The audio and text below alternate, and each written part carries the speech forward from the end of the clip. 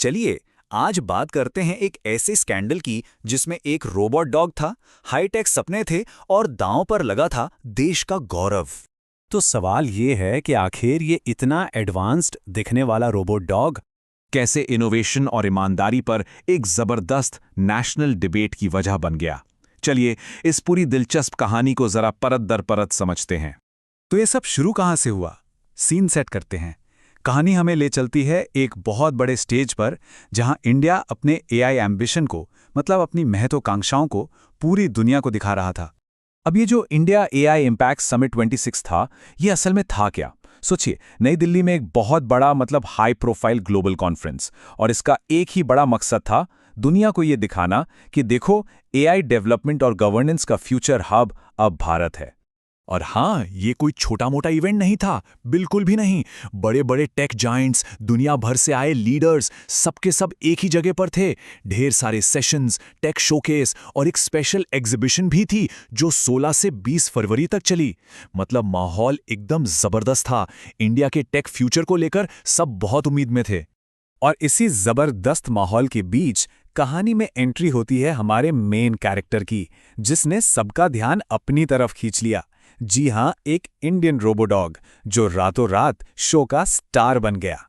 तो इस एक्सपो में गलगोटियाज यूनिवर्सिटी सामने आई अपने स्टार अट्रैक्शन के साथ। नाम था ओरियन, एक रोबोटिक डॉग। और दावा क्या था? दावा यह था कि ये उनका अपना मेड इन इंडिया क्रिएशन है। और बात यहीं नहीं रुकी।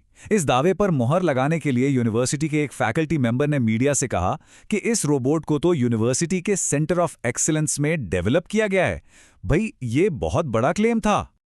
लेकिन जैसा कि अक्सर होता है, कहानी में एक ट्विस्ट आया। ऑनलाइन दुनिया में कुछ ऐसा हुआ जहां चीजें जैसी दिख रही थीं वैसी थी नहीं।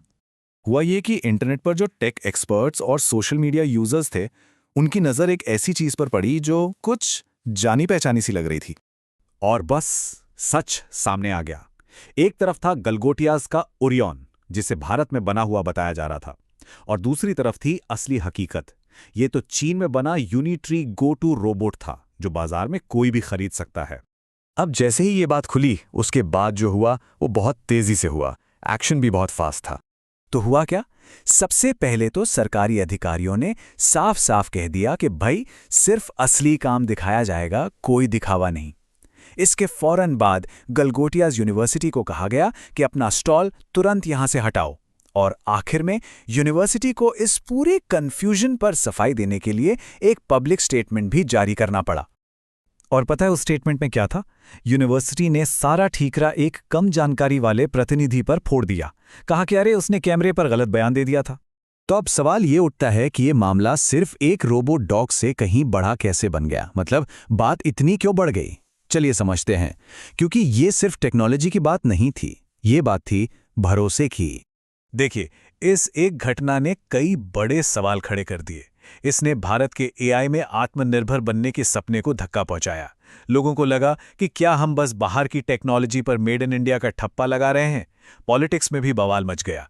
आलोचकों ने तो समिट को सस्ता चाइना बाजार तक कह डाला।